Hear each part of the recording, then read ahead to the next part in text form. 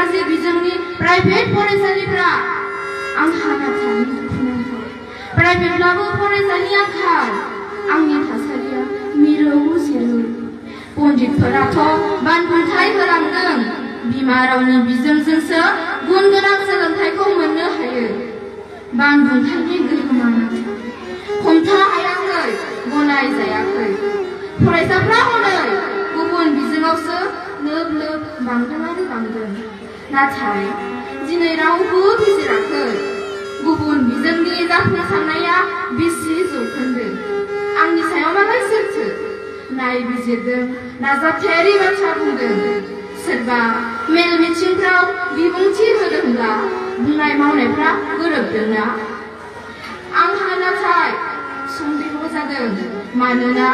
बर' थुनलाइ आफादा पस्टार कार्डआव ओरैसो लिरदों गुन गोनां सोलोंथाइखौ बिमानि रावजोंबो मोननो हायो बानबुंथाया लोरबां दिन्थिदों बिमा राव सोलोंथाइनि गोख्रोंथियाव बेखायनो गिनांगौ जादों माहारियारि आफादफोरनि गोरों गोराफोरनि बुंनाय मावनायफोराव बेसेबां जौखोन्दो गोथारथि गोसोथि दं गमामा आंनि मान थाखो आरो गोनांथिया गोख्रै खमायलांनाय सावगारिसो नुजादों आंनि बिफावा बेसेन गैयै जालांदों गोरबोआ आंहा खामग्लिदों आंनि इयुनाव खोमसि दरसिनि इसारा नुजादों बिखा फोराननानै गोथारथि गोसोजों आंनि निदानाव दिनै सोर गसंख्रांदों जेंना सुस्रांनायनि गावसोरआ बोरो जेंना सुस्रांनाया सोर जाखो आं बर' बिजों फरायसालि थारैनो आंनि गोनांथिया गोनां नङा नामा बर' हारिनो आंनि गोरबोआव दिनै बाय हाजार सोंलु जाखांदों मानोना हनै जोंनि फोरोंगिरिफ्रा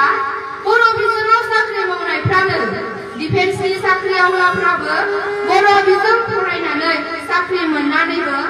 जोंनि लिरगिरि थुनलाइगिरि हारिनि थैनाय थांनाय सुजुग्राफोरानो माखासे मानि मेगन गुनुफ्राबो माहाजोन सारिनि बर'फ्राबो माहारियारि आफादनि बिबानगिरिफ्राबो राजखान्थिनि सरकारनि खुंथायगिरिफ्राबो आंनि सायाव फोथायनाय गैयै दिन्थिदों गाव गावनि गथ'फ्रा गुबुन बिजोङावसो फरायदों हारि अलखदनि बाथ्राया खुगायावल'सो बेरखाङो खोनासंनाय बर' बिजोंनि फायखि जगेन्द्र कुमार बसुमतारी सोरबां सुबुं बिफोरां बर' थुनलाइनि फायखि मदाराम सतीश मनरन्जनमोन सुबुंथिनि थान्दै बिनेश्वर ब्रह्म नोंसोर खोनादोंना नोंसोरनि सानस्रि आरो बिहोमाया दिनै बेसेन गैयै उदायै गोनांथि गैयै नोंसोर गायसनलांनाय बर' बिजों फरायसालिफोरा बर' बिजोंनि इयुना हनै बेसेबा खोमसि खोमसि आंनि सायाव दिनै एसेबां नेहाथ साननाय नङा आं नङा खायसेनि साननाय बायदि आं नङा आं बर' हारिनि सिनस्रि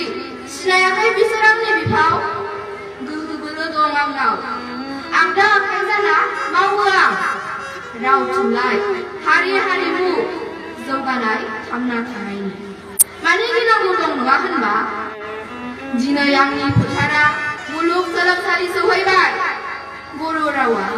संबिजिरनि 9थि फारियाव हाबबाय आसामनि लोगो सरकारि राव जाबाय बायदि आयदायाव साख्रिनि लामा ओंखारबायसै आं बर' बिजोंनि बिफावजोंनोथ' हारिनि सानस्रिनि दाहारा गोख्रै बोहैदों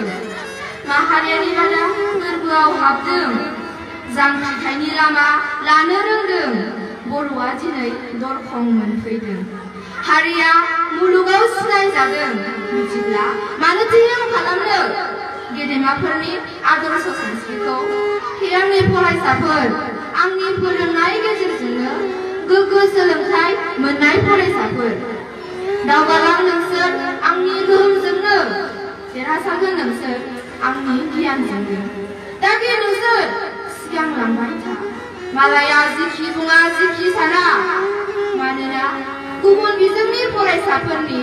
माहारियारि बाद सानस्रिनि दाहार सोमजिनाया सन्देह गोनां फेलें दं मिजिंथि हाया हारिनि इयुन सुबुंफोर आंनि गियानासो फोरोंगोन नोंसोरखौ हारि सिबिनाय हारिमु लाखिनाय माहारि दानाय गावखौ गसंनाय मानोना आं जाबाय बर' बिजों फरायसालि हारिनि सेन्टिमेन्ट सोरजिग्रा दारिमिनगिरि आंनि खन्थाइ आवरायनाया एसेनोसै।